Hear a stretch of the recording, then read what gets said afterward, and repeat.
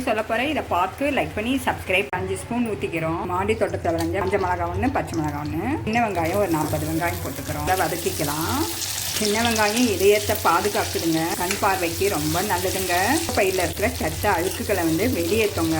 உப்புங்களை தங்க விடாது. இரும்பு சத்து அதிகமாக இருக்குங்க. இதில் பெரிய சைஸ் தக்காளி, பழுத்த தக்காளி ஒரு 6 தக்காளி போட்டுக்கிறோம். கொஞ்சோண்டு கல்லுப்பு போட்டுக்கிறேன். எல்லாத்தையும் சுருளை வதக்கி எலும்பு தேய்மான பிரச்சனைக்கு ரொம்ப நல்லதுங்க. இந்த தக்காளி தேத்தையும் மூளையும் நல்லபடியாக வச்சுக்கோங்க. இதில் கால்சியம் நிறையா இருக்குங்க. கையில் இருக்க புற்றுநோயை குணப்படுத்துங்க. சுருளை வதக்கிக்கலாம். 15 பல் பூண்டு போட்டுக்கிறோம். 2 பெரட்டிக்கலாம். இப்போ ஆற வச்சு தண்ணி இல்லாமல் அரைச்சிட்டு வந்துடலாம். மிக்சியில் ஊற்றிக்கிறோம்.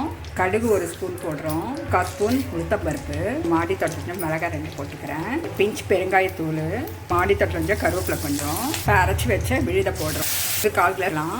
ஒரு 5 நிமிஷம் கொதிக்கட்டும். சூப்பரான வெங்காய சட்னி ரெடிங்க.